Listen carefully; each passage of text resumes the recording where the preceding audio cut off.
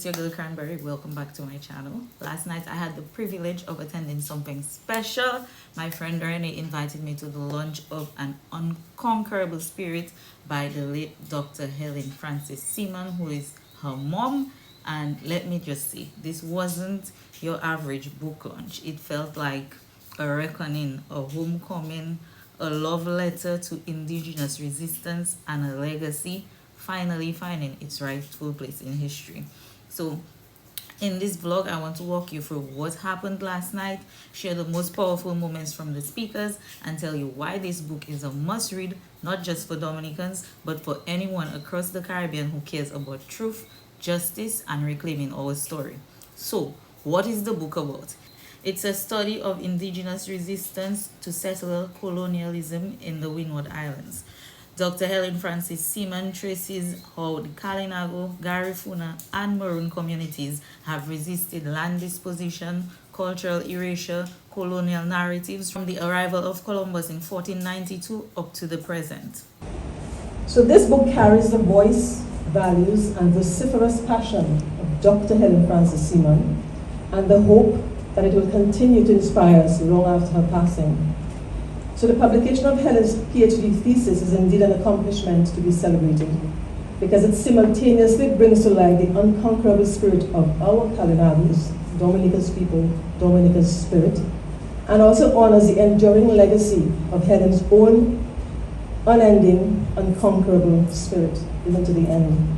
She is no longer with us in person, but through this book, which has imprinted her name in history, she remains a constant reminder of the power of literature that transcends time and place, and a reminder that if we don't learn from our history, we are doomed to repeat the mistakes of the past. So that was Diana Francis, Dr. Seaman's sister. She opened the night with a tribute that immediately set the tone. The book is more than just academic text. It is Dr. Seaman's spirit, her defiance, and her love poured into every chapter. And it's a declaration that the Kalinago spirit has never been and will never be erased. A study of how the indigenous people fought so heroically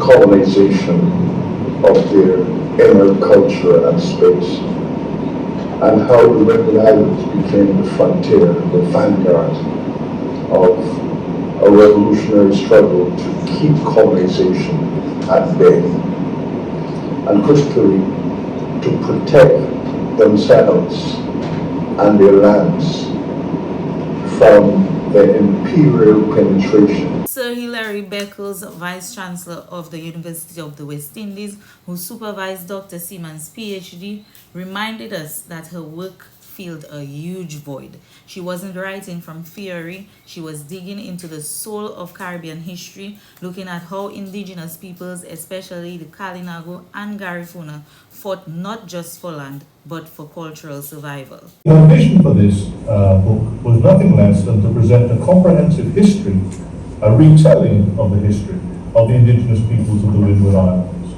Helen approached this work not as a clinical study, but to pay homage and to learn life lessons from a people who had been historically undervalued. After some consideration, we decided not to try to update the work, so that the context of the time in which it was written and its status as one of the first works seeking to present a comprehensive history of the Kalinago in the Caribbean would be clearly seen. In recent years, it has been shown that the generic term Carib both misrepresented and belittled the culture of the Indigenous people, and it emphasized their supposed savagery. For example, the word cannibal comes from the same root as Carib. So both Professor Beckles and I felt that adjusting the nomenclature throughout the book to reflect current sensibilities was a way to continue the task that Helen had begun, and that was to revalorize the culture and identity of the Indigenous people of our region. Hence, the terms Kalinago and Garifuna are used throughout in the book, except where the older term is used, of course, in quotations. And Professor Cobley, who edited the manuscript after Dr. Seaman's passing, his words stood out to me because they revealed how personal this process was. He had taught Dr. Seaman as an undergrad, watched her grow, and when the time came, carried her vision with care. He spoke of the decision not to modernize the book's framework to preserve its original context while still updating the language to reflect today's understanding. That act alone is resistance, choosing to tell the truth on our terms and not distortion. I am a proud Kalinago who speaks knowing that my own spirit and that of many others today remains unconquerable. Despite centuries of colonial violence and efforts to erase our traditions, we, the Kalinagos, have preserved key elements of our language, craft, spirituality, and oral traditions.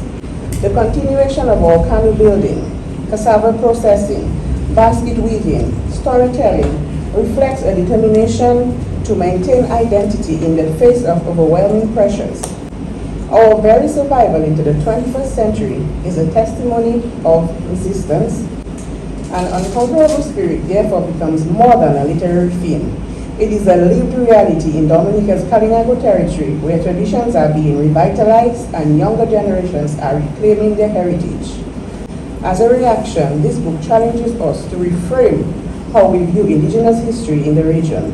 Rather than a narrative of disappearance, the Kalinago story, like the title suggests, is one of persistence, renewal, and dignity. Too often our stories are told from someone else's perspective, and we are just so happy and proud that it's being told from Helen's perspective. And that right there was everything.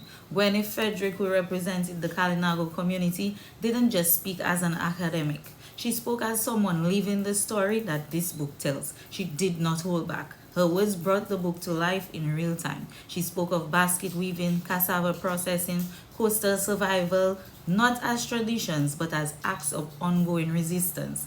Her presence alone is proof that the Kalinago spirit is not a relic. It's living, thriving, evolving, and that spirit, she says, lives in every one of the 3,500 Kalinago across the 3,780 acres they still call home. This book, Gweneth reminded us, reframes Indigenous history, not as a story of loss, but of persistent sovereignty. Gina and I were still children when our mother began traveling to Barbados to work on her thesis. We remember those trips, the stack of notes, the quiet intensity. We knew even then that she was fighting to make sure that history told the truth. At its heart was her mission to dismantle a long tradition of misrepresentation. For centuries, the Kalinago were reduced by outsiders to caricatures, described as savages, cannibals, or obstacles to progress. Our mother rejected that. She was fierce about grounding her work in sources that revealed that the Kalinago, not as relics of the past, but as actors in a continuous story of resistance, resilience, and survival. She examined missionary reports, colonial correspondence, and archives in London, Paris, and Dominica. But unlike many who came before her, she read these not as unquestioned truth, but as evidence of how Europeans used writing itself as a weapon, constructing narratives to justify conquest. This book is not only an academic work, it is our mother's spirit captured on the page. Now, Renee, my friend, delivered one of the most powerful tributes I've ever heard. She didn't just speak as a scholar's daughter. She spoke as someone who watched her mother fight for truth night after night, floppy disks everywhere, never giving up. Renee reminded us that Dr. Seaman didn't just critique colonial narratives, she unwrote them. She showed how colonizers weaponized language, how cannibal and Carib were tools of erasure. Her work proved that the Kalinago were never passive victims, but active participants in shaping Caribbean history. I'll be honest, by the time Renee finished speaking, I saw several people in the crowd dabbing away at tears. This wasn't just a woman doing research. This was a mother, a daughter of Dominica, and a warrior with a pen, challenging centuries of distortion and telling her people's truth in her own words. An Unconquerable Spirit is one of the most important Caribbean books to be published in a long time. It won't just teach you, it will confront you. So if you care about our history, about unlearning colonial lies, or just want to understand the strength of the Kalinago people, please get this book. It is currently available on Amazon. I'm going to drop the link in the description, and you can always copy it at Jay's right here in Dominica. Thank you so much for watching. I hope that you enjoyed this video. I will see you in the next one.